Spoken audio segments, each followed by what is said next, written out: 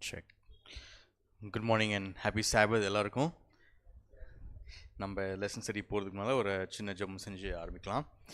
Loving Heavenly Father, thank you so much for this Sabbath day. As we are going to study a very interesting lesson, we ask for your Holy Spirit to please teach us and deal out some of the questions that puzzles the mind of people. We pray that you will help it to be cleared in our minds so we can also help others. I pray this in the name of Jesus. Amen. நான் இந்த lesson study போகிறதுக்கு முன்னால் ஒரு live experience சொல்லி ஆரம்பிக்கலான்னு யோசிக்கிறேன். நான் அயல்நாட்டில் இருக்கும்போது literature ministry, அதாவது எவ்ரி சம்மர் 10 வீக்ஸ்க்கு வந்து கோல் போட்டர் மினிஸ்ட்ரி பண்ணுறது வந்து என்னுடைய ஸ்கூல் ரிக்குவயர்மெண்ட். ஸோ அதனால் ஒவ்வொரு வீடாக போகும்போது சடன்லி நான் ஒரு வீட்டுக்கு போகிறேன், போய் நாக் பண்ணிட்ட பிறகு ஒரு like there's a man who comes out of the house. அதுக்கப்புறம் I start showing him all the books that I have. யூஸ்வலாக ஃபஸ்ட்டு வந்து ஹெல்த் குக் புக் ஆரம்பிப்போம். ஸோ அதை பற்றி பேசிவிட்டு அவர் எதுவுமே ரெஸ்பாண்ட் பண்ணல. அதனால் மற்ற புக்ஸும் காமிச்சிட்டே இருக்கும். லைக் அவங்க வீட்டில் கிட்ஸ் இருந்த மாதிரி யாரும் தெரியல. அதனால் we were showing like peace about the storm, basically steps to Christ அப்படின்ட்டு basically we were showing different books to him. எல்லாம் பேசி முடித்த பிறகு லைக் நோ ரெஸ்பான்ஸ். அந்த புக் எல்லாமே கையில் வாங்கிட்டு திருப்பி என் கையிலே கொடுத்துட்டு நான் அமெரிக்காவில் இருந்தேன். ஸோ அதனால் வந்து நீ ரிப்பப்ளிக்கனா டெமோக்ராட்டா அப்படின்னு கேட்டார். அந்த இயர் வந்து எலெக்ஷன் இயர், லைக் அந்த நவம்பர் வந்து எலெக்ஷன் நடக்க போகுது. ஸோ அப்போ நான் சொன்னேன், sir I am not a citizen here அப்படின்னு சொன்னேன். So I was safe without any political argument at that point.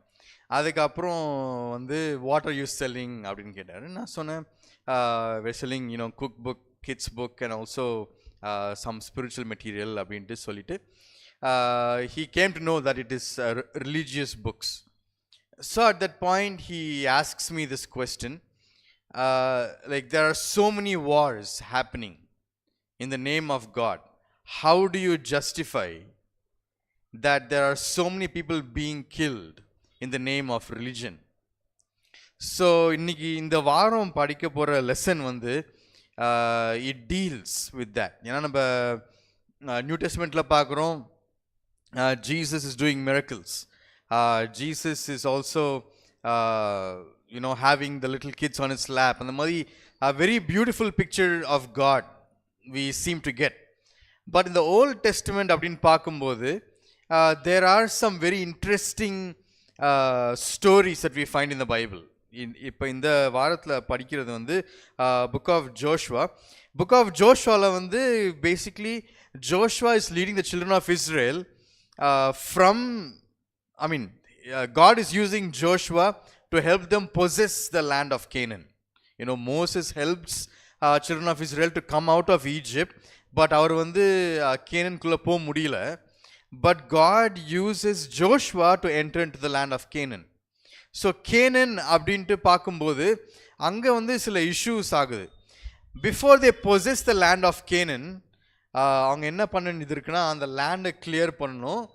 வேற யாரோ தங்கியிருந்த இடத்துல இவங்க போய் தங்கணும். அதுக்கு அவங்கள அங்கேருந்து வெரைட்டி அடிக்க வேண்டியது இருக்குது. ஸோ அப்படி பார்க்கும்போது கொஞ்சம் யோசித்து பார்த்தோன்னா யாரெல்லாம் கடவுள் இல்லை, ஏத்திஸ்ட் என்ன ஆர்கியூ பண்ணுவாங்கன்னா, இப்படிப்பட்ட ஒரு நீங்கள் காட் இஸ் லவ்ன்னு சொல்கிறீங்க, பட் இப்படிப்பட்ட ஒரு காடை நாங்கள் எப்படி வர்ஷிப் பண்ணுறது? அந்த லேண்டில் இருந்த பீப்புளை வெரைட்டி அடிச்சுட்டு இவங்க போய் அங்கே இருக்கிறது வந்து எப்படி ஜஸ்டிஃபை பண்ணுறது அப்படின்ட்டு ஒரு issue is often raised by atheists. So அந்த கொஸ்டின் தான் நம்ம வந்து மெயினாக பார்க்க போகிறோம். சொல்லுங்க.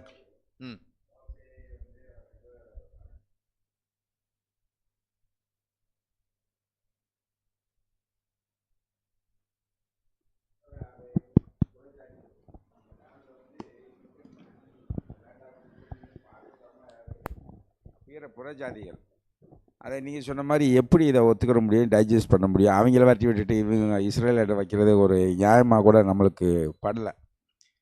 கண்டிப்பாக. ஸோ அதான் இந்த லைக் அங்கிள் கேட்ட மாதிரி அதை எப்படி நியாயப்படுத்த முடியும் அந்த கேள்வி தான் நிறைய பேர் கேட்டிருக்காங்க. அண்ட் அதனாலேயே வந்து சில பேர் வந்து கிறிஸ்டியானிட்டி அக்செப்ட் பண்ணாமலும் சில பேர் இருக்காங்க. எப்படி how can we justify such a thing in the Bible? Saturday portion நீங்கள் லெசன் ஸ்டடி புக்கில் பார்த்தீங்கன்னா 2வது பேராகிராஃப் நான் இங்கிலீஷில் வாசிக்கிறேன். The issue of divine war in the Old Testament is challenging. God appears in the Old Testament as the sovereign Lord of the universe. Therefore, everything that happens must somehow be related to his direct or indirect will. So the question, how can God allow such things, becomes inevitable. என்ன சொல்லியிருக்குன்னா, இப்போ உலகத்தில் நடக்கிறது எல்லாமே வந்து தேவனுடைய சித்தம், directly R indirectly அப்படின்னு நம்ம யோசிக்கும்போது, how can God be so unjust to those people, to make them leave the land that they were in and then take his own people into that land? But அதை நம்ம continue பண்ணுவோம் அந்த paragraph வாசிக்கிறதுக்கு. Last week we saw that God himself is involved in a conflict that is far greater than any war or battle fought in human history, a battle that permeates every aspect of our lives. We saw too that the events of both biblical and secular history can be fully understood only in light of this conflict. So இந்த paragraph ஒரு முக்கியமான ஒரு விஷயம் கொண்டு வருது. என்னன்னா, போன வாரம் நம்ம பார்த்தோம் ஒரு போராட்டம் போயிட்டுருக்கு அப்படின்ட்டு, கிறிஸ்துவுக்கும் சாத்தானுக்கும் ஒரு போராட்டம் போயிட்டுருக்கு அப்படின்ட்டு. இந்த பேக்ரவுண்ட், இந்த கான்ஃப்ளிக்ட் உடைய பேக்ரவுண்ட் வச்சு தான் நம்ம வந்து இந்த question, how can God be, or how can God seem to be unjust to unbelievers அப்படின்ற ஒரு விஷயத்தை we can study. So like lesson போகிறதுக்கு முன்னால் any thoughts, எதற்காக, how can we reconcile that ஒரு அன்பான கடவுள் இந்த அன்பிலீவர்ஸை வந்து அவங்க வீடெல்லாம் கட்டி அவங்களுடைய இடம்லாம் அங்கே இருக்கும்போது அவங்கள அங்கேருந்து என்ன சொல்கிறது விரட்டிட்டு அவங்களுடைய மக்கள் அங்கே கொண்டு போகிறது, ஒரு அன்பான கடவுள் எப்படி இப்படி செய்ய முடியும்? அதற்கு எப்படி நம்ம பதில் அளிக்கலாம்? எப்படி நீங்கள் பதில் அளிச்சிருக்கீங்க முன்னால்?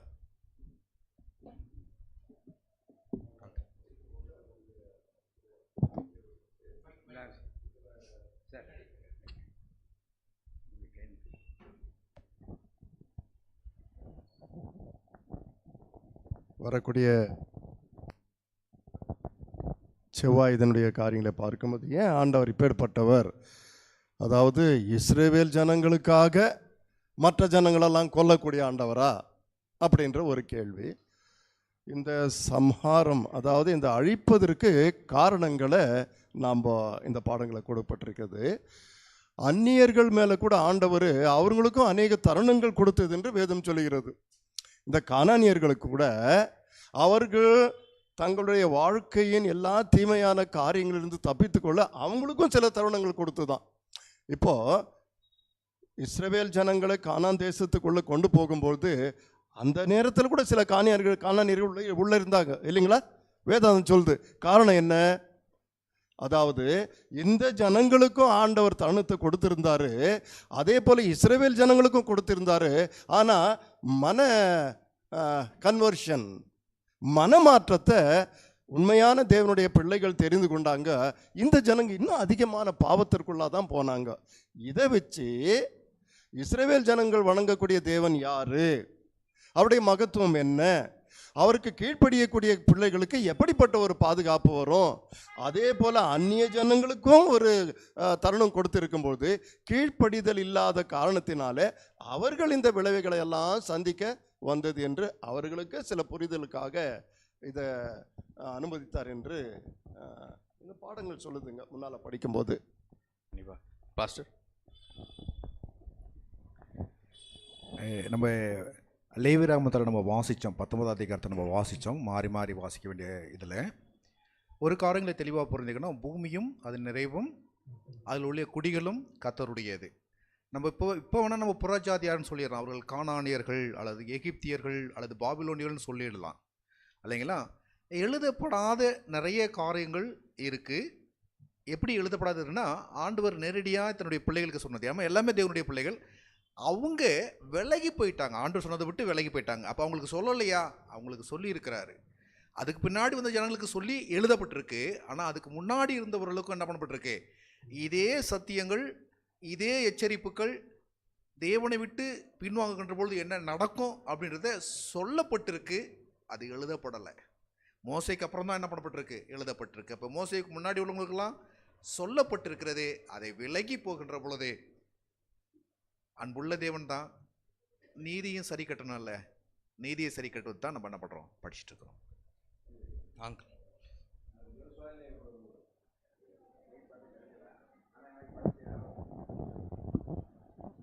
அவர் என்ன சொல்வாருன்னா, அங்கே இருக்க ஜாதிகள் எமோரியர், கானானியர், கனிசியர், கத்மோனியர், இவங்களை எல்லாத்தையும் வந்து என்ன செய்யணும் அப்படின்னா சுட்டெரிச்சிரு. மரங்கள் கூட இருக்கக்கூடாது, ஆடு மாடுகள் கூட இருக்கக்கூடாது, எல்லாத்தையும் என்னது சும்மா இல்லை சுட்டு எரிச்சிருன்றாரு. கொன்ன கூட கூடாது, சுட்டு எரிச்சிருங்கிறாரு. அப்படி அவ்வளவு கொடூரமான அங்கே அவங்க இதுக்கு எரிகோவுக்கு போகிறதுக்கு முன்னாடி யோர்தான் நதியை விட்டுட்டு போகும்போதே சொல்லுவார் ஜோசுவாட்ட, இவங்களாம் வந்து ஏன் ஏன்னா ஆடு மாடுகளை கூட விட்டு வைக்கக்கூடாது. அதாவது மொத்தமாக சொன்னாங்க சொல்லுவார், சுவாசம் பண்ணுற ஒரு பொருளையும் விட்டு வைக்காத, கொன்று சங்காரம் பண்ணு அப்படின்னு சொல்லி அந்த பைபிள் டெக்ஸ்ட் இருக்குது. சங்காரம்னா சுட்டு எரிஞ்சு நாசமாகி அது அது அடிச்சோடியே இருக்கக்கூடாதுன்னு. ஏன் அவ்வளவு கொடூரமாக அவர் யோசிச்சார்?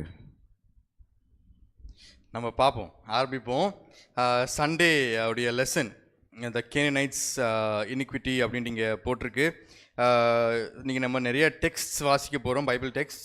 ஸோ அதனால் ஒருவேளை பைபிள் திருப்புறது கொஞ்சம் ஃபாஸ்ட்டாக முடியலன்னா, ஹோப்ஃபுல்லி பவர் பாயிண்ட் ஒர்க் ஆச்சுன்னா அது ஃபாஸ்ட்டாக போட்டுருங்க. அந்த டெக்ஸ்ட் யாருனாச்சும் எடுத்திங்கன்னா அங்கிள் தெரிஞ்சு அந்த டெக்ஸ்ட் யாருனாச்சும் இருந்தால் எடுங்களேன். யோசுவா புஸ்தகத்தில் மேபி பாஸ்டர் அதை நீங்கள் கண்டுபிடிங்க. அதை கண்டுபிடிக்கிற டைமில் வந்து நம்ம சில வேர்சஸ் வாசிப்போம். ஜெனிசிஸ் ஆதியாகமம் 15ஆம் அதிகாரம் 16ஆம் அதிகாரம் ஒருத்தவங்க வாசிங்க. இன்னொருத்தவங்க லெவிட்டிகஸ் 18:24-30.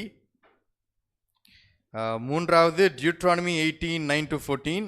கடைசி Ezra 9:11.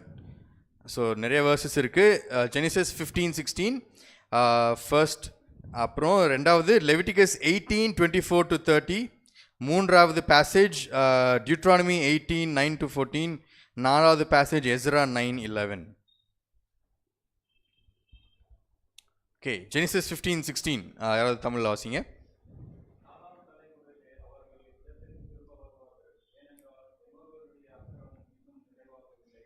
Okay, so thank you uncle. இங்கே ஜெனிசிஸ் 15ல் நம்ம வந்து காட் யார்கிட்ட பேசுகிறாரு?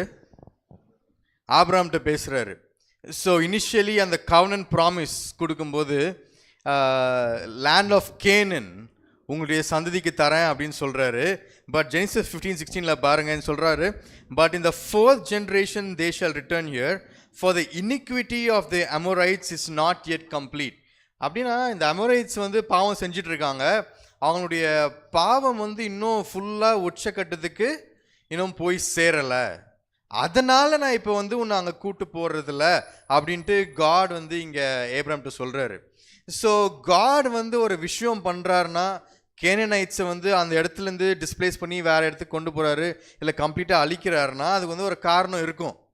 அவங்க ஏப்ரஹாம் டைமில் அவங்களுடைய பாவம் வந்து இன்னும் உச்சக்கட்டத்துக்கு இன்னும் நிறைவேறலை. அதனால் காட் வந்து இன்னும் மர்சிஃபுல்லாக இருக்கார் அப்படின்ட்டு நம்ம ஒரு விஷயத்தை பார்க்குறோம். அடுத்து லெவிட்டிகஸ் 18:24-30 வாசிங்க. இதை முடிச்சுட்டு அந்த அங்கிள் சொன்ன வேர்ஸ் ஜோஷுவா இருந்துச்சுன்னா நீங்கள் சொல்லுங்கள். யாராவது வாசிங்க. லெவிட்டிகஸ் 18 லேவியாரகமம் சாரி வரல, லெவிட்டிகஸ்லேயே வச்சுக்கிறேன். லெவிட்டிகஸ் 18:24-30.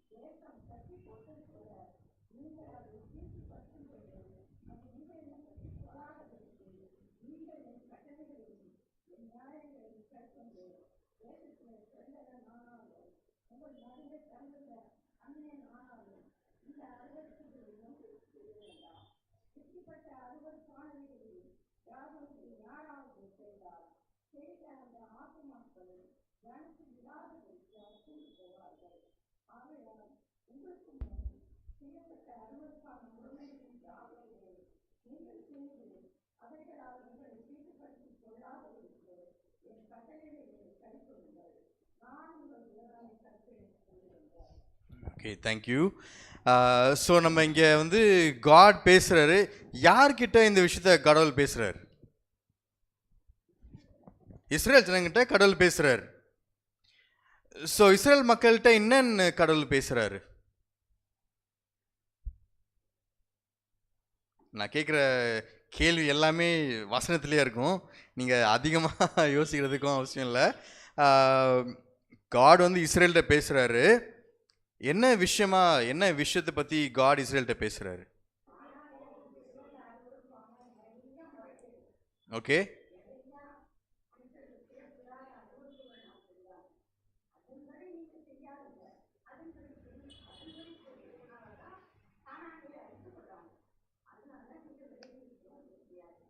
ஓகே. அருவருப்பான விஷயங்கள் நிறையா இருக்குது. அது நீங்கள் செய்யாதீங்க. செஞ்சீங்கன்னா நீங்கள் வந்து தேவனுடைய மக்கள் கூட இல்லாமல் போயிடுவீங்க அப்படின்ட்டு யார்கிட்ட கடவுள் சொல்கிறாரு? இஸ்ரேல் மக்கள்கிட்ட சொல்கிறாரு. ஸோ இந்த விஷயம், அருவருப்பான விஷயங்கள் வந்து கேனனைட்ஸ்க்கு மட்டும் அப்ளை ஆகலை, பட் இஸ்ரேல் மக்களுக்கும் அப்ளை ஆகுது. ஸோ முதலாவது விஷயம் நம்ம என்ன பார்க்குறோன்னா, யார் பாவம் செஞ்சாலுமே கடவுள் என்ன பண்ணுவார்? தண்டிப்பார். அது இஸ்ரேல் மக்களாக இருந்தாலும் சரி, லைக் நான் இஸ்ரேலைட்ஸாக இருந்தாலும் சரி, காட் வந்து is a impartial God. God is a just God. Yes uncle. Okay. So நிறைய அபாமினேஷன்ஸ் இருக்குது. நீங்கள் செய்யாதீங்க, நீங்கள் செஞ்சிங்கன்னா you will be cut off from people அப்படின்ட்டு பார்க்குறோம் verse 29ல். the persons who commit them shall be cut off from among their people. இது வந்து தியலாஜிக்கலாக கொண்டு போகலாம், பட் ப்ராக்டிக்கலாக நம்ம லைஃப்க்கு இதை அப்ளை பண்ணிவிட்டு கொண்டு போகலாம். நம்ம எல்லாருமே மோஸ்ட் ஆஃப் அஸ் இங்கே வந்து செவன்த் அட்வென்டிஸ்ட்ஸ் அப்படின்னு சொல்கிறோம். இப்போ வந்து சாபத் நம்ம கை கொள்ளணும் அப்படின்னு நம்ம பேசுகிறோம். லைக் ஒரு நான் அட்வென்டிஸ்ட்டை போய் நீங்கள் வந்து சாபத் கை கொள்ளனா இட் இஸ் அ சின் அப்படின்னு நம்ம சொல்கிறோம். அதே போல் நம்ம சாபத்லாம் நம்ம கீப்பப் பண்ணிவிட்டு மற்ற பாவங்கள் செய்யலாமா? இந்த கடவுள் வந்து நம்மளை கம்மியாக தண்டிப்பாரா?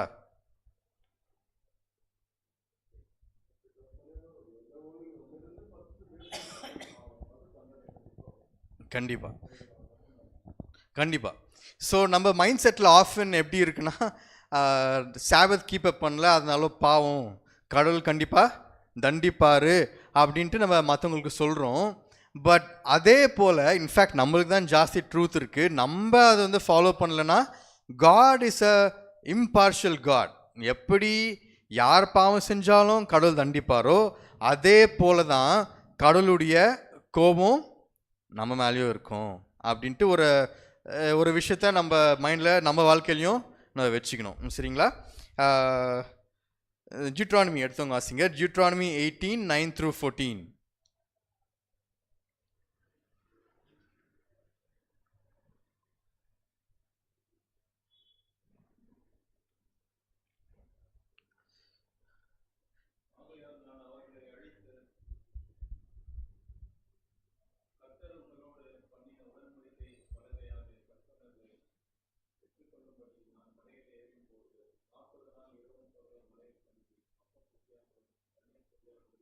Sorry, Deuteronomy 18:9-14.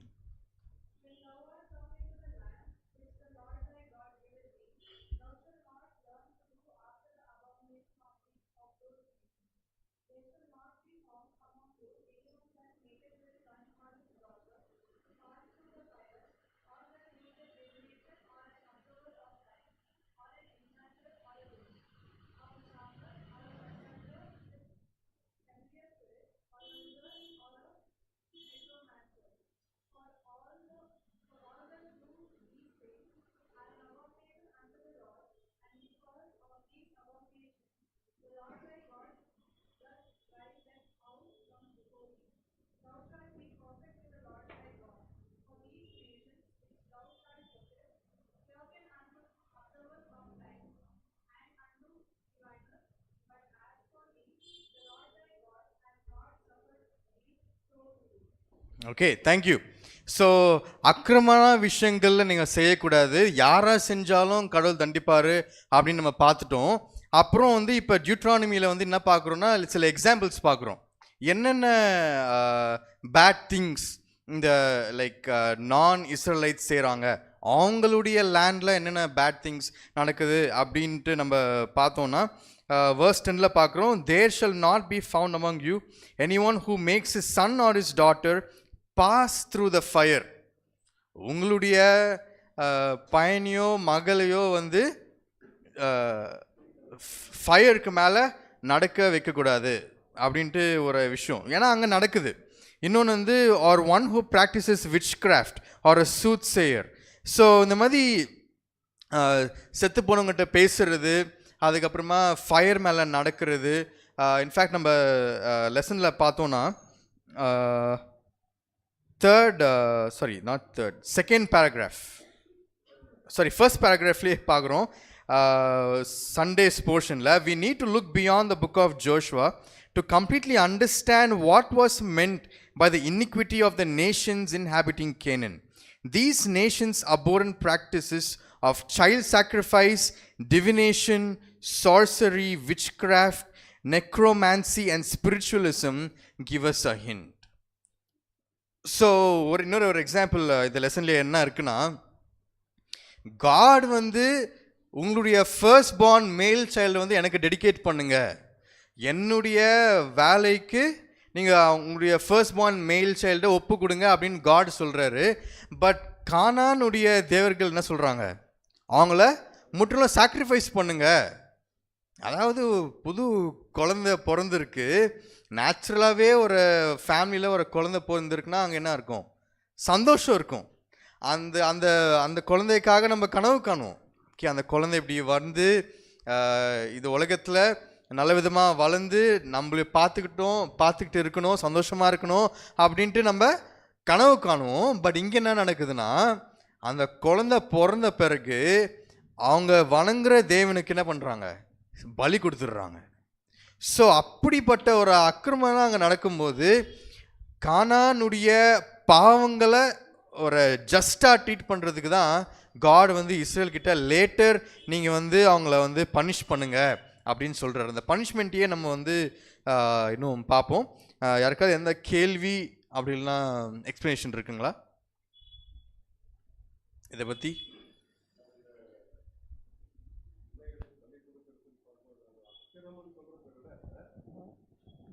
அவங்க இந்த பிள்ளைகளை அவங்களுடைய தேவர்களுக்கு பலி கொடுப்பது ஒரு அக்கிரமம்னு நம்ம சொல்கிறத விட நம்முடைய பார்வையில் அது அக்கிரமம் தான் ஆண்டவருடைய பார்வையில். ஆனால் அவங்களுடைய பார்வையில் அது ஒரு பெரிய நம்பிக்கையாக தானே இருந்திருக்கும். தன் சொந்த பிள்ளையும் பார்க்காம அந்த பிள்ளைய அவங்க நம்பி இருக்கக்கூடிய அந்த பொய்யான தேவர்களுக்கு பலி கொடுக்குறாங்கனாக்கா அது அவங்களுடைய நம்பிக்கை தானே அது, இல்லைங்களா? ஒருவேளை அதை நம்ம அக்கிரமாக நினைச்சாலும் கூட அவங்களுடைய நம்பிக்கையில் அப்படி செய்கிறாங்க பாருங்க, அந்த பொய்யான கடவுள்களுக்கு. அதை தான் ஆண்டவர் வெறுக்கிறாரு. ஆண்டவர் எக்காரணத்தை கொண்டோ தன்னுடைய பிள்ளைகளை பலி கொடுக்கவோ தீ கடக்கவோ மந்திரவாதத்தையும் விரும்பக்கூடிய தேவன் அல்ல. இது எல்லாம் செய்துட்டு வந்தது எந்த தேவரை? பொய்யான கடவுள் என்ன சொல்லுதோ அவங்க சடங்காச்சாரத்துக்கு படியாக அவங்க இதெல்லாம் செய்துட்டு வந்தாங்க. அதனால தான் தேவன் இதை அருவரிக்கக்கூடிய ஒரு காரியமாக இருக்குது அந்த தேசத்தில். இக்காரணத்தினால்தான் இது தேவனுக்கு ஒரு மிகப்பெரிய ஒரு அசுத்தமும் அக்கிரமமும் தாங்காத ஒரு காரியமாக இருந்ததுனால அவர்களை வெளியேற்றுவதற்கும் ஒரு காரணமாக இருந்ததுன்னு சொல்லி இங்கே பார்க்குறோம். கண்டிப்பாக. Yes sir. So this Canaanites sacrificing the firstborn of all these families. Even as a Christian, we believe the sacrification of Jesus Christ, firstborn. We have attained the salvation. They also believed that. But Jesus is from God. So Jesus is telling, you should not do like that sacrifice. I will do and die in your place. So that's all. கண்டிப்பாக. So திருப்பி it goes back to what kind of how do we receive righteousness அப்படின்ட்டு ஒரு விஷயம் வருது. நீங்கள் uncle சொன்ன மாதிரி கிறிஸ்டியானிட்டியில் வந்து நம்ம பாவத்திற்கு நம்ம மறிக்க தேவையில்லை, ஏன்னா கடவுள் நம்மளுக்கு மறிச்சிட்டாரு ஆனால் நம்ம கிறிஸ்டியானிட்டி, அதாவது செவன்த் அட்வென்டிஸ்ட் விட்டு நீங்கள் மற்ற இடத்துக்கு போனாலே வந்து we are saved by works. அதாவது நம்ம சாக்ரிஃபைஸ் பண்ணுறனால கடவுள் நம்மளுக்கு அன்பு செலுத்துறாரு அப்படின்ட்டு நம்ம டிஃப்ரெண்ட்டாக நம்ம ஒரு விஷயத்தை பார்க்குறோம். ஸோ எதற்கு வந்து காட் பனிஷ்மெண்ட் கொண்டு வர்றாருன்னா, கடவுள் பற்றியே ஒரு தப்பான ஒரு பிக்சர் வந்து இந்த கேனனைட்ஸ் வந்து டீச் பண்ணிடுறாங்க. லைக் கடவுள் தான் இப்படி தான் இருப்பார் அப்படின்ட்டு கடவுள் பற்றியே தப்பாக டீச் பண்ணுறதுனால God has to rectify that situation. God has to rectify that situation. I mean இன்னும் நிறையா இருக்குது, பட் நம்ம லெசன் கடந்து போவோம். Monday's portion, the supreme judge. Monday's portion, the supreme judge. காடை வந்து எப்படி Bible different roles, God plays different roles in the Bible. கடவுளுக்கு வந்து வெவ்வேறு ரோல்ஸ், தமிழில் என்ன சொல்வீங்க? ரோல்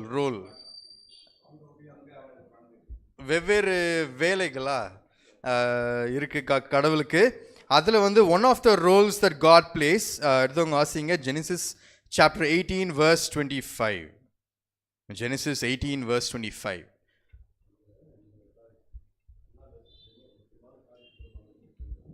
சொல்லுங்க சார். மைக் குறித்து, அந்த வேசித்தனத்தை குறித்து அவங்க ஆண்டவர்களுக்குள்ள இந்த இயற்கையை கட்டுப்படுத்துவதற்கு இந்த பால் உணர்வு தேவர்களுக்கு அவசியமாக இருந்ததுதான். அப்போ தேவர்களுக்கே இப்படிப்பட்ட இந்த ஒரு பால் உணர்வு இருந்ததானா, அதை வச்சு அந்த ஆண்டவர்களை நம்பி இருக்கிற இவங்க கூட விபச்சாரத்தை ஒரு பெரிய ஒரு பாவம் அவங்க எடுக்கலை. ஆணும் பெண்ணும் இன்றைக்கி கூட நம்ம நார்த் கர்நாடகாவில் இது நடந்துட்டு இருந்துச்சுங்க எத்தனையோ வருஷமாக. இப்போ தான் அது ஒரு 3 வருஷத்துக்கு இன்னால தான் கவர்மெண்ட் அதை ஸ்டாப் பண்ணிடுச்சுங்க. இங்கே பாருங்கள், இந்த ஞாயிறில் 3வது பகுதியை 3வது பேராகிராஃப் பாருங்கள். தேவர்களுக்கும் தேவதைகளுக்கும் இடையே நடக்கிற பால் உறவால் இயற்கை ஒழுங்கான கருத்தரித்தல் கட்டுப்படுத்தப்படுகிறது என்கிற நம்பிக்கையின் அடிப்படையில் கானானிய மார்க்கம் அமைந்திருந்தது. அந்த தேவர்களின் பாலுறவு செயலை தங்கள் பாலுறவு நடத்தையுடன் சம்பந்தப்படுத்தி பார்த்தார்கள். அந்த தேவர்களும் தேவதைகளும் பாலுறவில் ஈடுபட தூண்டுவதற்கு பாலுறவு சடங்குகளை நடத்தினார்கள். அதனால் தங்கள் மார்க்க நடவடிக்கைகளின் ஒரு பகுதியாக ஆண்களும் பெண்களும் வேசித்தனத்தில் ஈடுபடுகிற புனித விபச்சார நிகழ்ச்சி உருவாக ஏற்பட்டுள்ளது. பாருங்க, அந்த விபச்சார அந்த நிகழ்ச்சி அவர்களுக்கு என்னவா? ஒரு புனிதமா, இட் இஸ் அ ஹோலி. ஆனால் ஆண்டவர் அதை எவ்வளவு வெறுக்கக்கூடியவராக இருக்கிறாரு இல்லைங்களா? 10 கற்பனை அது ஒரு முக்கியமான கற்பனை, விபச்சாரம் செய்யாதிருப்பாயாக. ஆனால் இந்த ஜனங்க அது என்னவா? அது இட்ஸ் அ ஹோலி இல்லீகல். அது வெளியரங்கமாக ஒரு ஆணும் பெண்ணும் இப்பேற்பட்ட காரியத்தில் ஈடுபடுவது அது அவங்களுடைய ஆண்டவருக்கு ஏற்றதான், அது பரிசுத்தமானதான். இப்படிப்பட்ட அநியாய காரியங்கள் அந்த கானான் தேசத்தில் கானான் மக்களோடு இருந்த காரணத்தினால்தான் அவர்களுக்குள்ள ஒரு நம்பிக்கையானது உண்மையான தேவனுக்கு மிகவும் அருவருப்பை கொண்டு வந்ததுனால கூட அவளை தொடுத்த வேண்டிய ஒரு முக்கியமான ஒரு காரியம் வந்ததுன்னு பார்க்கணும். ஓகே, ரொம்ப ஒரு முக்கியமான விஷயம் பார்க்குறோம். நம்ம வந்து லெசன் ஆரம்பிக்கும் போதே we raise the question, how do we reconcile a loving God with the holy war அப்படின்ட்டு. அன்புள்ள தேவனுக்கும் இந்த சண்டே போராட்டத்தும் எப்படி நம்ம வந்து ரெக்கன்சைல் பண்ணுறது அப்படின்னு அந்த கொஸ்டின் தான் நம்ம ஆரம்பித்தோம். முதலாவது விஷயம் நம்ம சண்டேல என்ன பார்க்குறோம்னா, த ரீசன் ஃபார் வார் பார்க்குறோம். ஓகே, இந்த வார், இந்த சண்டை போராட்டத்திற்கு காரணம் என்ன? காரணம் அப்படின்னு பார்த்தோன்னா பாவம் தான் காரணம். சரியா? ஸோ இப்போ நம்ம சொன்னல நிறைய டைம் வந்து ஏத்திஸ்ட் வந்து இந்த கொஸ்டின் கேட்பாங்க, நீங்கள் வந்து கடவுள் அன்பானவர்னு சொல்கிறீங்க, பட் இங்கே வந்து God he is making warfare, he is destroying, it is like genocide because it is all of Canaanites being destroyed. So how do we reconcile that அப்படின்ட்டு பார்க்கும்போது முதலாவது ஒரு விஷயம் நம்ம என்ன நம்ம கற்றுக்குறோம் நம்ம சொல்லணும் அப்படின்னா, கடவுளுடைய வார்ஃபேர் ஒரு பர்டிகுலர் நேஷன் மேலே இல்லை, பாவத்து மேலே தான் காடுக்கு வந்து வார்ஃபேர். சரிங்களா? அதுதான் நம்ம போன வாரம் படித்தோம். Yes uncle.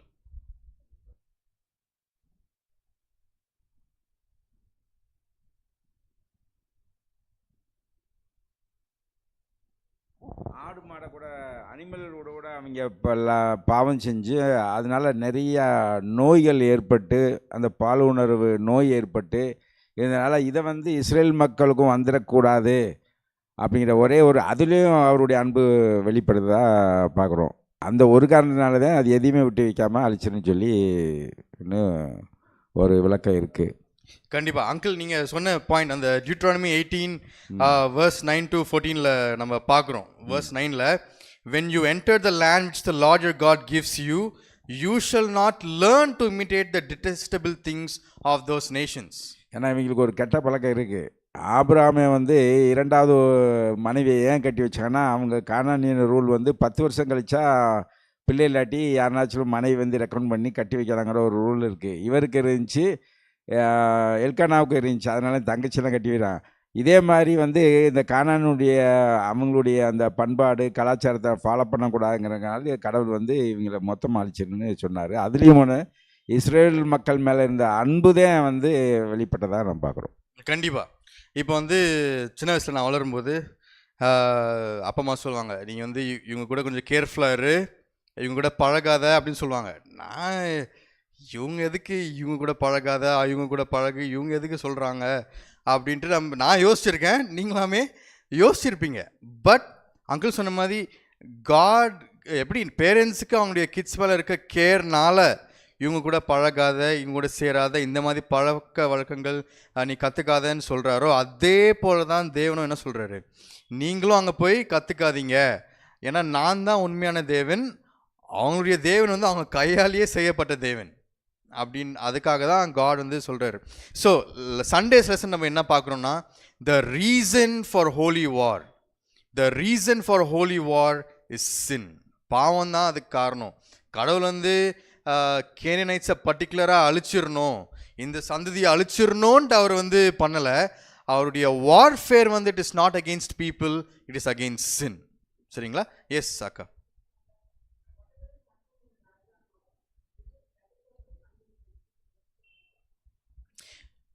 What is happening in Gaza, I don't think it is related to it. Yeah, I don't think it is related to it. Yeah, it does not come under holy war. This is God himself directing the war, as we will see in just a moment. But that there we don't see God himself directing the war. Okay, and we'll come to the nature of the war itself. But now we are looking at the reason for the holy war in the book of Joshua or in the Old Testament. The reason is sin. பாவம் தான் காரணம். நம்ம ஃபாஸ்ட்டாக போவோம். Mondays lesson நம்ம என்ன பார்க்குறோம்னா, the role that God plays. நம்ம Genesis 18 verse 25 பார்க்குறோம், shall not the judge of all the earth deal justly. So God, he is taking on the role of a judge அப்படின்ட்டு பார்க்குறோம். இன்னொரு சில verses பார்ப்போம். Psalms chapter 7 verse 11. Psalms 7 verse 11.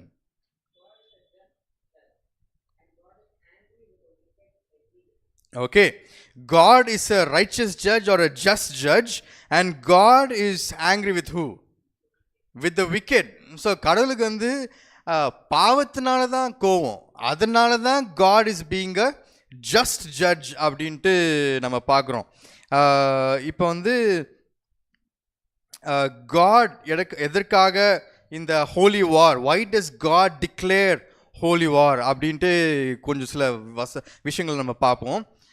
முதலாவது நம்ம பைபிளை படிக்கும்போது எந்த கான்டெக்ஸ்டில் ஒரு விஷயம் இருக்குது அப்படின்னு நம்ம புரிஞ்சுக்க வேண்டியது இருக்குது. எந்த கான்டெக்ஸ்ட்டை தமிழில் என்ன சொல்வீங்க? என்ன அங்கிள்? நோக்கம் இல்லை, எந்த ஒரு சிச்சுவேஷனா, ஒரு பேக்ரவுண்ட், எந்த ஒரு சூழ்நிலையில் ஒரு விஷயம் நடக்குது அப்படின்ட்டு நம்ம புரிஞ்சிக்க வேண்டியது இருக்குது. இப்போ பைபிளில் படிக்கும்போது when you talk about studying the Bible in a context, there is what's called literary context. இப்போ ஒரு வசனம் இருக்கும்போது முன்னால் இருக்க வசனம் என்ன சொல்லுது, அதுக்கு அப்புறம் வர என்ன வசனங்கள் என்ன சொல்லுது அப்படின்னு நம்ம புரிஞ்சிக்க வேண்டியது இருக்குது. அது மட்டும் இல்லாமல் ஹிஸ்டாரிக்கல் கான்டெக்ஸ்ட் அப்படின்னு சொல்லுவாங்க. அந்த சூழ்நிலை எப்படி இருந்துச்சு, ஒரு வசனம் படிக்கும்போது அந்த வசனத்தில் நடக்கிற கதை எப்படிப்பட்ட ஒரு சூழ்நிலை நடந்துச்சு அப்படின்னு நம்ம புரிஞ்சுக்கணும். சரிங்களா? இதில் என்ன சூழ்நிலை, காட் வந்து ஜோஷ்வா கிட்ட நீங்கள் போய் கேனனைட்ஸை அழிச்சிருங்க அப்படின்னு சொல்லும்போது இந்த கிராண்ட் ஸ்கீம் ஆஃப் ஹிஸ்ட்ரி என்ன கான்டெக்ஸ்ட் அப்படின்னு பார்க்கும்போது, இஸ்ரேல் மக்களுக்கு ஒரு கிங் இருந்தாங்களா? இந்த டைம் ஆஃப் ஜோஷ்வா இருந்தாங்களா? கிங் இருந்தாங்களா? ஒரு ஹியூமன் கிங் இல்லை. சரிங்களா? It was a theocratic nation. அப்படின்னா என்ன அர்த்தம்னா, ஹியூமன் கிங் இல்லை, பட் இஸ்ரேலுடைய கிங் யாராக இருந்தாங்க? காட் தான் இருந்தாங்க. ஸோ ஒரு நேஷனுக்கு வந்து ஒரு கிங் தேவை. அந்த நேஷனை வந்து பாதுகாத்துக்கிறதுக்கு ஒரு கிங் தேவை.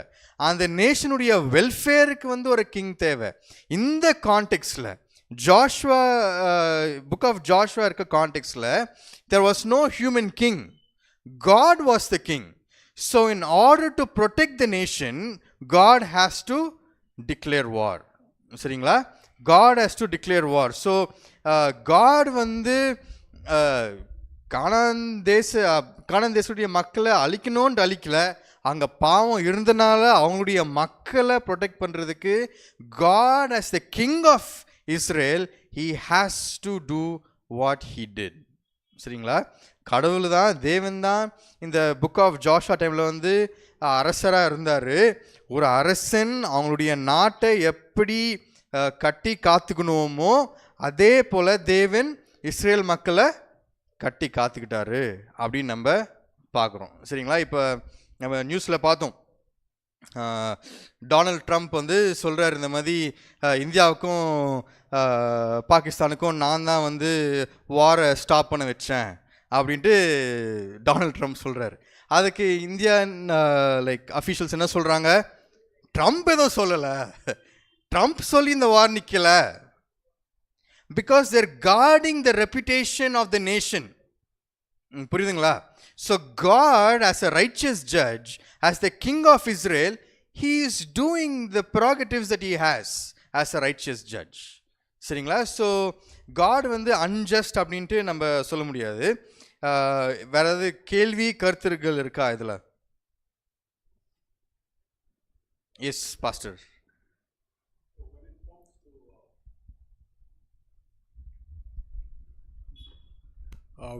ஜட்ஜிங்க்கு வந்தோம்னா one of the most important aspects நம்ம பார்க்குறோன்னா, what is the ultimate goal of judging is, even in the great controversy, it's very clearly mentioned that God wants to, much as possible, expose the nakedness of sin. The nakedness of sin. இது வந்து Adam and Eve did not understand when God said, you shall surely die. அவங்களுக்கு புரியல. The utmost nakedness of sin is going to be revealed only after 1,000 years. But என்ன destruction பண்ணோம், that we cannot comprehend. We will be able to understand that. And to understand God as a judge, இது வந்து question கேட்குறான், why innocent people are dying? Okay, why is God killing innocent? Why is allowing? இதெல்லாம் we cannot really comprehend. But you know, in God's wisdom, he wants to stop the destruction of sin to the utmost. So the temporary results seem to be very bad, but in God's sight, that is the only resource. So that is adha God-oda speciality. இது Satan என்னன்னா, temporary வந்து நம்ம மைண்டில் என்ன, you will not tie, you will surely live. இது அந்த கான்டெக்ஸ்டில் பார்த்தோம்னா, அந்த டெம்பரவரியில் நம்ம கூட அப்படி தான் நினைக்கிறோம். இப்போ ஒருத்தர் செத்துட்டாங்கன்னா அதுதான் கடவுளோட இது, that is is punishment. No, that's not. So God's judgment is ultimately supreme. in his own loving kindness, unconditional love, okay, slow to anger, all these are cling to God's judgment. வேறு இருக்குங்களா? சொல்லுங்க. கடைசியில் எங்க வரும்? ஆண்டவர் அந்த ஜனங்களை அழிப்பதற்கு காரணம் என்ன? பாவம் தான். See, the Romans 6:23 says, பாவத்தின் சம்பளம் மரணம், ஆண்டவருடைய கிருபையோ நித்திய ஜீவன். நம்ம என்னதான் செய்தாலும் கூட ஆண்டவருக்கு அருவருப்பான காரியங்கள் நடக்கும்போது அது கண்டிப்பாக தண்டனை உண்டு, அது அழிவும் கண்டிப்பாக தான். அதனால்தான் இந்த கானானிய ஜனங்களுக்கு அதே நேரத்தில் அழிப்பதற்கு முன்பதாக ஆண்டவர், எனக்கு கூட நான் ஒரு பாவத்தை செய்து அழிந்து போகிறேன்னு சொன்னாக்கா அதுக்கு முன்னால் எத்தனையோ எனக்கு ஒரு ஆலோசனைகள் வரும். ஆண்டவர் எப்படியாவது அதை இவன் செய்யக்கூடாது, இவன் பாவத்தை செய்யக்கூடாதுன்னு சொல்லிட்டு அழிந்து போகக்கூடாதுன்னு சொல்லிட்டு எனக்கு அநேக ரீதியில் எனக்கு எச்சரிப்புகள் வரும். அதையும் கேளாமல் நான் நம்பியிருக்கிறது தான் முக்கியமானது, நீ முக்கியமானது இல்லைன்னு போகும்போது அதுக்கான தண்டனை கண்டிப்பாக அழிவு தான். கண்டிப்பா. So One more context. See, the just shall live by faith. Okay. But on the other side, நீ பார்த்தீங்கன்னா what Satan is trying to say is, you can live with compromise. Compromise is the one which leads to sin. You see, there is a law. கடவுள் என்ன சொன்னார்? See, this is your limit. But what Satan wanted, he wanted the shortcut. Why are you going to Jesus? You can also call me. Okay, so he's going out of that. So compromise. இப்போ நம்ம இதில் கான்டெக்ஸ்டில் நம்ம இதெல்லாம் படிக்கிறோம், இதெல்லாம் முடிஞ்சிச்சு, இதெல்லாம் ஆகுறது. But why we study all this is because இந்த காம்ப்ரமைஸ் வந்து சர்ச்சில் ஆகக்கூடாது. should not happen with us. We should not compromise with these things. Okay, because it will creep into the church in many different ways. So நம்ம வந்து we have to be very cautious about compromise. Sin வந்து, you know, if we say sin, நம்ம வந்து we will only see the 10 commandments. But sin will start with compromise. அது வேற மாதிரி இருக்கும், நல்லா இருக்கும், ஆனால் அது நல்லா இல்லை. So that is what God wants to destroy completely. Okay, pastor வந்து ஒரு விஷயம் சொன்னார், இதெல்லாமே முடிஞ்சிச்சு நம்ம படிக்கிறோம் அப்படின்ற ஒரு பாயிண்ட் சொன்னார். ஸோ ஒரு கேள்வி, நம்ம எல்லாருக்குமே ஒரு கேள்வி, அந்த காலகட்டத்தில் இந்த ஹோலி வார்ஃபேர் அதனுடைய ரீசன் நம்ம வந்து பார்த்தோம். பாவம் தான் அதோடைய காரணம் அப்படின்ட்டு நம்ம சண்டே போர்ஷனில் நம்ம பார்த்தோம். மண்டே போர்ஷனில் என்ன பார்க்குறோன்னா, யார் வந்து declares holy warfare? It is not children of Israel. It is God who declares a holy warfare because he is king. சரிங்களா? We will see the nature of warfare in just a bit. But அதுக்கு போகிறதுக்கு முன்னால், இப்போ இந்த உலகத்தில் இன்னும் பாவம் இருக்கா? மற்றவங்க பாவம் செய்கிறாங்களா? ஸோ அப்போ மற்ற பாவம் செய்யும் போது நம்ம எதுக்கு இந்த பழைய ஏற்பாட்டில் இந்த மாதிரி போய் இங்கே ஹோலி வார்ஃபேர் நடந்த மாதிரி நம்ம எதுக்கு நம்ம பண்ணுறதில்ல? எதற்காக? என்ன காரணம்? பண்ணணுமா? Answer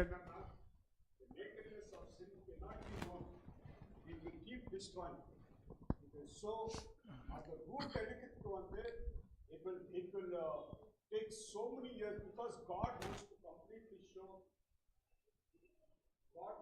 completely show that he is just and he is love. Shortcuts in the current time.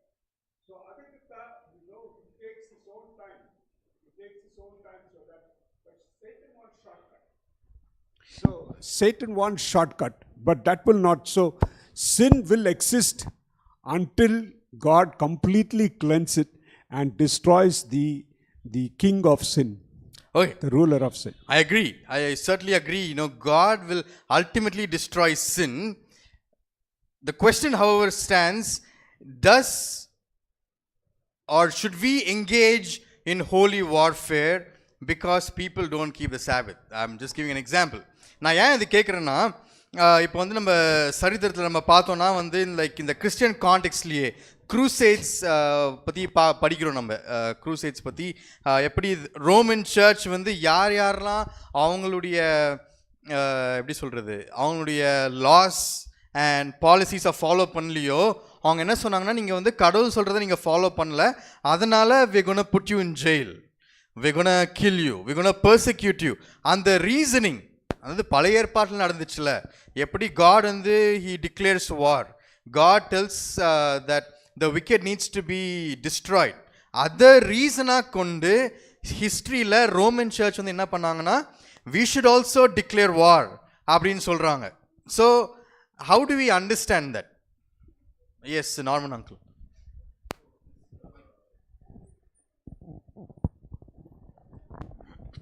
So actually it talks about the holy war as we studied in the Moses books. Even children of his disciples, definitely we should follow that holy war in even today to coming of the Jesus Christ. How? It is not as you said in this lesson like Roman Catholics. Ephesians chapter 6 it says our war is there. Definitely war is not ruled out. War is there. It is spiritual war. How we going to this war with that unholy those who breaking the commandments? It is not physical war, annihilation, deposition, not like that. So our war is spiritual fallen angels. And what is the main tools? Is servanthood and obedience. ரொம்ப ஒரு முக்கியமான விஷயம், there is a spiritual war that is going on. சரிங்களா? அது out growth of spiritual வார் தான் அந்த physical வார். தேவனுக்கும் சாத்தானுக்கும் ஒரு சண்டை போயிட்டுருக்கு. அந்த சண்டையில் அந்த சரித்திர காலகட்டத்தில் காட் தான் வந்து கிங்காக இருந்தார், அதனால தான் ஒரு ஃபிசிக்கல் வார் நடந்துச்சு. பட் அந்த ஃபிசிக்கல் வார் நடக்கிறதுக்கு காரணம் என்ன? ஸ்பிரிச்சுவல் வார். ஸோ நம்ம இந்த கான்டெக்ஸ்டில் we no longer engage in physical war because we no longer operate under theocracy. சரிங்களா? Just add one point to that. See, we have a very good example. இதில் old டெஸ்டிமெண்ட்டில் பார்த்தோன்னா Jerusalem, okay, God told that Babylon is going to come and destroy. அது God led the war or what? God led the war, yes or no? He allowed it to happen, okay? அப்புறம் என்ன சொன்னார்? He said to submit. They submitted. So we are already given the guidelines, like you said, just to add to what you said.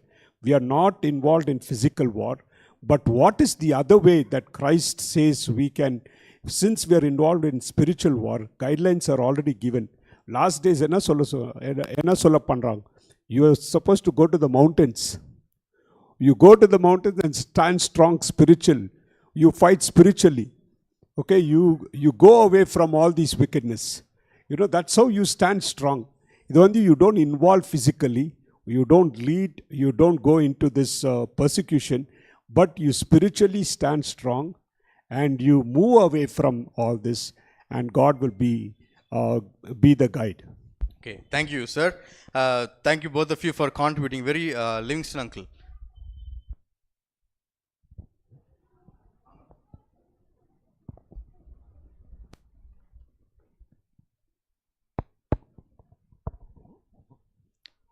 அதாவது என்னமோ சொல்ல வந்தேன், அதுக்குள்ளே மறந்து போச்சு.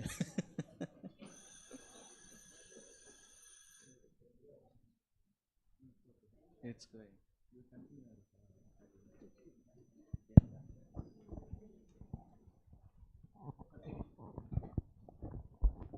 அங்கிள் ஞாபகம் வந்துருச்சா? ஓகே பேச வந்துடும். ஓகே, ஸோ சண்டே பார்த்தோம் reason for warfare, holy warfare is sin. நம்ம மண்டே பார்க்குறோம் God is the one who declares war. நம்மளாவே நம்ம கையில் எடுத்துக்கூடாது. சரிங்களா? அண்ட் அதில் இன்னொரு விஷயம் என்ன பார்த்தோன்னா, அந்த காலகட்டத்தில் book of Joshua was under theocracy, அதனால தான் God declared war. Today we are not under theocracy anymore. சரிங்களா? Christianity is a religion. It is not a nation like Israel was a nation. அதனால we cannot operate like a political nation. As Christians we should not operate as politicians within the church. This has much deeper implications. But we should not operate with political agenda, or we should not make this warfare physical. சரிங்களா? இப்போ இன்னும் கொஞ்சம் ப்ராக்டிக்கலாக கொண்டு போனோன்னா, அங்கிளுக்கு வந்துருச்சு, சொல்லுங்க uncle. your question was pertaining to physical war, right? Yes, does physical war like the Old Testament still apply today? Definitely not. But there is a spiritual war, and God also says you have to call sin by its own name. Okay.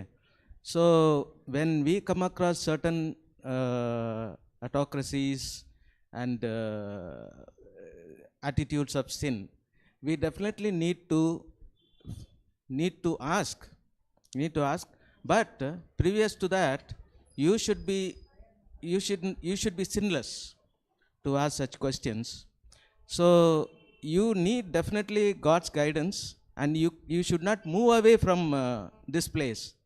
Then if you move away and seclude yourself, then God has asked you to spread the ministry, right?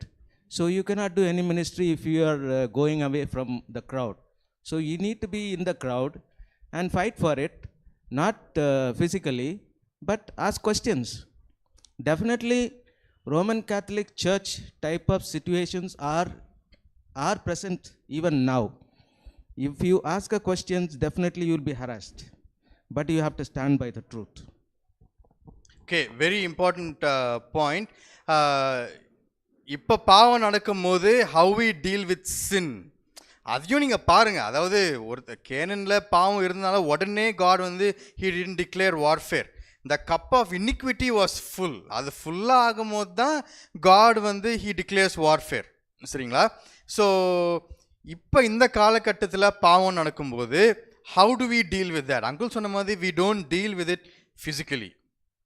சரிங்களா? இப்போ சர்ச்சில் வந்து ஒரு தப்பான விஷயம் நடக்குது அப்படின்னு சொல்லும்போது நம்ம அவங்கள ஒருத்தரை போய் ஸ்லாப் பண்ணிடலாமா? பண்ணுறது தப்பு.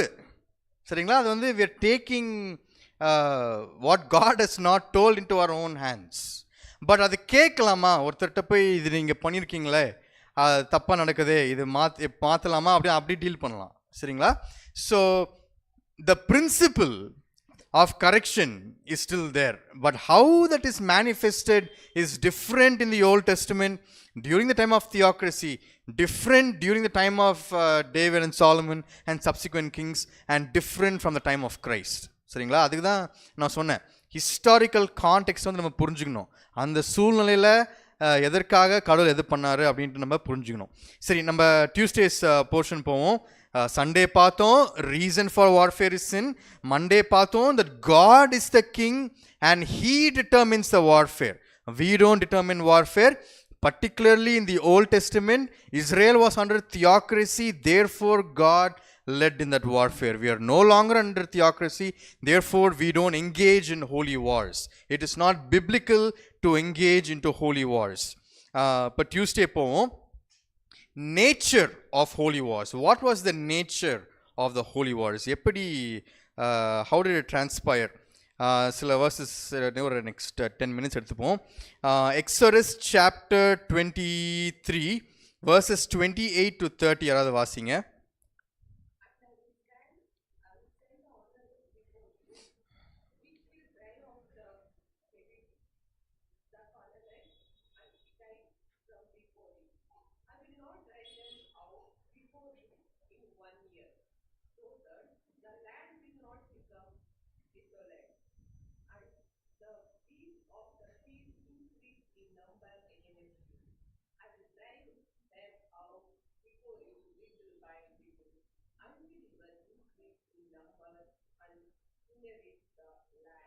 Okay, thank you.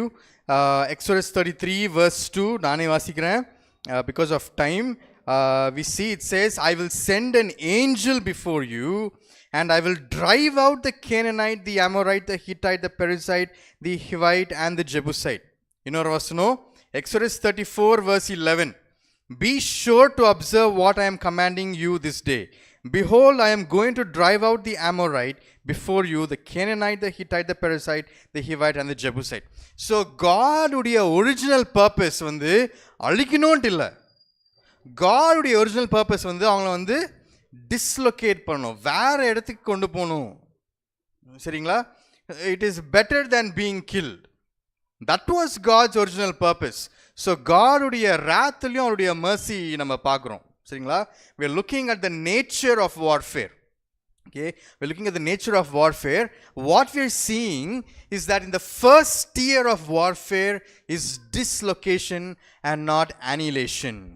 Is dislocation and not annihilation அப்படின்ட்டு நம்ம பார்க்குறோம். இந்த டியூஸ்டேஸ் போர்ஷனில் second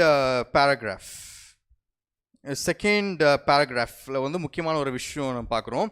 it chase holy war is mainly oriented toward Canaan's corrupt culture and society. In order to avoid contamination, Israel had to destroy all the elements that were propagating corruption. However, all the inhabitants of Canaan and those who on an individual basis recognized God's sovereignty prior to the conquest or even during the conquest were able to escape through immigration. The only part of the Canaanite population doomed to destruction were those who withdrew into the fortified cities, obstinately continued to rebel against God's plan for Israel and hardened their hearts. என்ன பார்க்குறோன்னா, அழிவுக்கு காரணம் என்னது? பாவம். Sundays portion. Mondays போர்ஷனில் ஹோலி வார் யார் declare பண்ணுறது? God தான் declare பண்ணுறாரு. அது வந்து ஒரு தியோக்ரிட்டிக் கான்டெக்ஸ்டில் காட் இஸ் டிக்ளேரிங். சரிங்களா? மூன்றாவது டியூஸ்டேஸ் போர்ஷனில் என்ன பார்க்குறோன்னா, கடவுளுடைய இனிஷியல் பிளான் வந்து அழிவு இல்லை. கடவுளுடைய இனிஷியல் பிளான் அவங்கள வந்து டிஸ்லொகேட் பண்ணுறது. அந்த கான்குவெஸ்ட் ஆஃப் த லேண்ட், அதாவது இஸ்ரேல் மக்கள் அந்த லேண்டுக்கு போய் அழிக்கிறதுக்கு முன்னெல்லாம் அவங்களுக்கு ஒரு ஆப்ஷன் இருந்துச்சு. என்ன ஆப்ஷன்னா, நீங்கள் இந்த இடத்த விட்டு நீங்களாவே கிளம்பிருங்க அப்படின்னு அந்த ஒரு என்ன சொல்கிறது, அந்த ஒரு திட்டம் இருந்துச்சு, ஒரு தருணம் அவங்களுக்கு கொடுக்கப்பட்டிருந்துச்சு. அப்படி கொடுக்கப்பட்டோம், நாங்கள் இங்கே தான் இருப்போம், நாங்கள் எங்களுடைய கடவுளை தான் நாங்கள் வணங்குவோம், எங்களுடைய பாவத்தை தான் நாங்கள் செய்துட்டு இருப்போம் அப்படின்னு சொல்கிறாங்களே, அந்த மாதிரி மக்களை தான் தேவன் அழிச்சாரு அப்படின்னு நம்ம பார்க்குறோம். இப்போது ஃபாரோ பற்றி ஒரு எக்ஸாம்பிள் கொடுக்குறாங்க லெசனில். காட் வந்து ஃபாரோவை இம்மிடியட்டாக அழிச்சிட்டாரா? இம்மிடியட்டாக அழிக்கல. என்ன பண்ணார் காட் ஃபாரோ கிட்ட? கொஞ்சம் கொஞ்சமாக வாய்ப்பு கொடுக்கப்பட்டது. சரிங்களா? இப்போ சொல்கிறோம்ல, இது வந்து ஒரு silver plan, gold plan, platinum plan அப்படின்ட்டு நம்ம கேட்டகரைஸ் பண்ணுறோம்ல, அதே போல் வி see God's wrath. காடுடைய கோபாக்கினை கம்ப்ளீட்டாக ஒரே நேரத்தில் வரல. ஃபஸ்ட்டு கடவுள் சொல்கிறாரு பாவம் செய்யாத அப்படின்னு கடவுள் சொல்கிறாரு. அவங்க பாவம் உச்சக்கட்டத்துக்கு வந்த பிறகு கடவுள் சொல்கிறாரு, நான் வந்து உங்கள் நாட்டை அழிக்க போகிறேன், அதனால் நீங்கள் உங்கள் நாட்டிலேருந்து நீங்கள் வேறு நாட்டுக்கு போகிறீங்கன்னா போயிருங்க அப்படின்னு சொல்கிறாரு. அதற்கு மேலும் நாங்கள் இங்கே தான் இருப்போம், எங்கள் தெய்வத்தை தான் வணங்குவோம் அப்படின்னு சொல்லும்போது அந்த தருணத்தில் தான் தேவன் என்ன பண்ணுறாரு? அவங்கள அழிக்கிறாரு அப்படின்ட்டு நம்ம கற்றுக்குறோம். சரிங்களா? அப்படின்ட்டு நம்ம கற்றுக்குறோம். So the nature of warfare is in stages. It is disposition and then only annihilation அப்படின்ட்டு நம்ம பார்க்குறோம். Will go to Wednesday's portion. Because of time ஒரு முக்கியமான ஒரு விஷயம் நம்ம பார்க்குறோம். Deuteronomy chapter 20 verses 15 to 18. Deuteronomy chapter 20 verses 15 to 18 நம்ம பார்ப்போம். It says, because of time நானே வாசிச்சிடுறேன் இங்கிலீஷில், நீங்கள் தமிழில் ஃபாலோ பண்ணுங்கள். Thus you shall do to all the cities that are very far from you, which are not of the cities of these nations nearby. Only in the cities of these peoples that the Lord your God is giving you as an inheritance, you shall not leave alive anything that breathes. Uncle அப்பே Subrat uncle நீங்கள் சொல்லியிருந்தீங்க, you should not leave anything that breathes. அது இங்கே இருக்குது டியூட்ரானமியில். verse 17, but you shall utterly destroy them, the Hittite and the Amorite, the Canaanite and the Perizzite, the Hivite and the Jebusite, as the Lord your God has commanded you, so that they may not teach you to do according to all their detestable thing which they have done for their gods, so that you would sin against the Lord your God. So இங்கே என்ன பார்க்குறோன்னா, அங்கே வந்து பாவம் இருக்குது, அவங்க வந்து உங்களுக்கு தப்பான விஷயத்த சொல்லி கொடுத்துடக்கூடாது அப்படின்ட்டு நம்ம இங்கே பார்க்குறோம். அதுலேயே வந்து இன்னொரு விஷயம் என்ன பார்க்குறோன்னா, இப்போ ஒரு கேனனைட் உண்மையான தேவனை வணங்கி அவங்களுடைய பாவத்தை அக்னாலேஜ் பண்ணால் கடவுள் என்ன பண்ணுறாரு? அவங்கள சேவ் பண்ணுறாரு. சரிங்களா? அவங்கள சேவ் பண்ணுறாரு. ரேஹப் வந்து ஒரு எக்ஸாம்பிள். ரேஹப் வந்து she was a Canaanite, she was not an Israelite. But அவங்க வந்து உண்மையான தேவன் யார் அப்படின்ட்டு தெரிஞ்சுட்டு கடவுள் அவங்களையும் அவங்களுடைய வீட்டாரையும் சேவ் பண்ணுறாரா? கண்டிப்பாக சேவ் பண்ணுறாரு. அதே போல் இஸ்ரேல் மக்கள் பாவம் செய்யும்போது அவங்கள வந்து கேப்டிவ்ஸாக கொண்டு போனாங்களா? கண்டிப்பாக கொண்டு போனாங்க. So we see that there is free choice. People have free choice. கேனனைட்டாக இருக்கலாம், ஒரு இஸ்ரேலைட்டாக இருக்கலாம். ஒரு கேனனைட் மனம் திரும்பி கடவுள்கிட்ட வரும்போது அவங்கள கடவுள் அழிச்சதில்லை. அதே போல் ஒரு இஸ்ரேல் மக்கள் தேவனுடைய வார்த்தையை கை கொள்ளாமல் தப்பு செய்யும் போது கடவுள் அவங்கள அழிச்சிருக்காரு. ஸோ அந்த சாய்ஸ் அப்படின்றது எல்லாருக்குமே இருக்குது. சரிங்களா? அந்த சாய்ஸ் அப்படின்றது எல்லாத்துக்குமே இருக்குது. ஸோ நெக்ஸ்ட் டைம் லெசன் நம்ம க்ளோஸ் பண்ணலாம். நெக்ஸ்ட் டைம் ஒருத்தர் வந்து உங்ககிட்ட your God is a cruel God because he is a God of genocide அப்படின்னு சொல்லும்போது now we have answers. என்ன ஆன்சர்? முதலாவது, God's warfare is against sin. சரிங்களா? காட்ஸ் வார்ஃபேர் ஒரு பர்டிகுலர் குரூப் ஆஃப் பீப்புள் இல்லை, ஒரு பர்டிகுலர் சமுதாயம் இல்லை. பாவம் தான் காட்ஸ் எனிமி. அதை எஸ்டாப்ளிஷ் பண்ணிடணும். ரெண்டாவது, இந்த வார் எல்லாமே எந்த காலகட்டத்தில் நடக்குது அப்படின்ற ஒரு விஷயத்த அவங்க எக்ஸ்பிளைன் பண்ணணும். காட் வந்து அந்த டைமில் கிங்காக இருந்தார். அதனால அந்த நேஷனை ப்ரொடெக்ட் பண்ணுறதுக்கு God as a ruler of Israel, to protect Israel, God declared war as in a theocratic setting. சரிங்களா? அந்த விஷயத்த நம்ம எக்ஸ்பிளைன் பண்ணணும். மூன்றாவது ஒரு விஷயம் நம்ம என்ன எக்ஸ்பிளைன் பண்ணோன்னா, காடுடைய விராத்துலேயும் ஒரு மர்சி இருந்துச்சு. கடவுள் எடுத்த உடனே டிஸ்ட்ராய் பண்ணல. கடவுள் வந்து நீங்கள் பாவம் செஞ்சீங்க, அது எந்த நேஷனுக்குமே கான்சிக்வன்ஸ் இருக்கும். இப்போ நீங்கள் டிராஃபிக்லாம் வயலேட் பண்ணிங்கன்னா கான்சிக்வன்ஸ் இருக்குது. அதே போல் அவங்களுக்கு கான்சிக்வன்ஸ் இருந்துச்சு. அப்படி இருக்கும்போது ஃபர்ஸ்ட் ஆப்ஷன், நீங்கள் கேன் விட்டு போயிருங்க. அப்படி அந்த நெஞ்செழுத்தம்னு சொல்லுவாங்கள்ல, அந்த நெஞ்செழுத்தம் வச்சு நீங்கள் இங்கே தான் இருப்பேன் அப்படின்ட்டு சொல்லி நீங்கள் இருந்தீங்கன்னா அந்த மக்களை தான் காட் வந்து டிஸ்ட்ராய் பண்ணுறாரு அப்படின்ற ஒரு விஷயத்தை நம்ம எக்ஸ்பிளைன் பண்ணணும். நாலாவது, free choice. God had given freedom of choice to Israel and to the Canaanites. ஒரு கேனனைட் மனம் திரும்பி வரும்போது கடவுள் அவங்கள டிஸ்ட்ராய் பண்ணலை. அவங்க மேலே அந்த மனம் திரும்பினதுக்கு கடவுள் அவங்கள மன்னிச்சார்.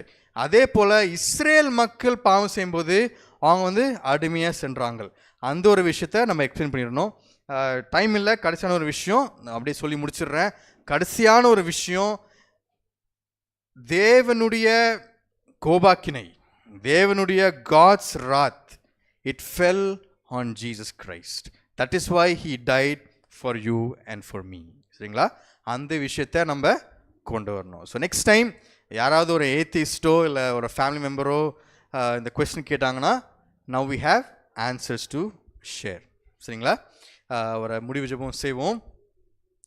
Loving Heavenly Father, thank you so much for this morning. Thank you for teaching us about your character, that you are love, you are holy, that you are patient and long-suffering. Help us, dear Lord, in our own personal lives, not to follow the abominable things of the world, but to follow our loving Lord. Help us to realize the love that He has for us and to follow in His footsteps of holiness. Help us to keep the Sabbath day holy for the rest of the time that we have. I pray all these things in the name of Jesus. Amen.